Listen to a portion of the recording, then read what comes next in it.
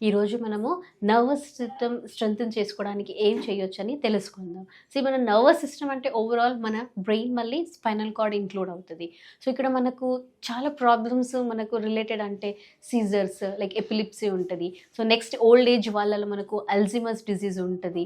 So, next dementia memory loss ఉంటది. Next కొన్ని nerve కండక్షన్స్‌లో ప్రాబ్లమ్ ఉంటది. సో, ఇలాంటి ప్రాబ్లమ్స్‌కి మనము డయట్‌తో పాటు అంటే రెగ్యులర్ మెడిసిన్స్ వాడాలి.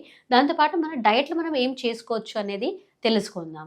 సో, ఇక్కడ మనకు కొన్ని దాంట్లో మనకు బేసిక్‌లీ ఆకుకూరలు ఎక్కువ హెల్ప్ చేస్తది. Like any green leafy vegetables దాంట్లో మనకు విటమిన్ బి అనేది చాలా హెల్ప్‌ఫుల్ ఉంటది. సో, విటమిన్ బి, బి1, బి2, బి12 వరకు ఏదైనా సరే మనకు తీసుకోవడం వల్ల మన నర్వ్ స్టిమ్యులేషన్‌కి చాలా హెల్ప్‌ఫుల్ ఉంటది. సో దట్ మీరు మంచిగా హెల్తీ దాన్ని చేయొచ్చు. సో, ఆకుకూరలు అనేది మీరు డైలీ మీ లైఫ్‌లో యాడ్ చేసుకోవాలి. నెక్స్ట్ వచ్చేసి మనకు యాంటీ ఆక్సిడెంట్స్.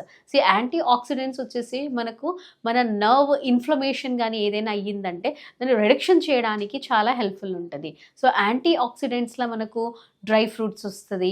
సో, నెక్స్ట్ వచ్చేసి మనకు కొన్ని డైరీ ప్రొడక్ట్స్ వస్తాయి. ఇలాంటి వాటిని మీరు రెగ్యులర్‌గా యాడ్ చేసుకోవచ్చు.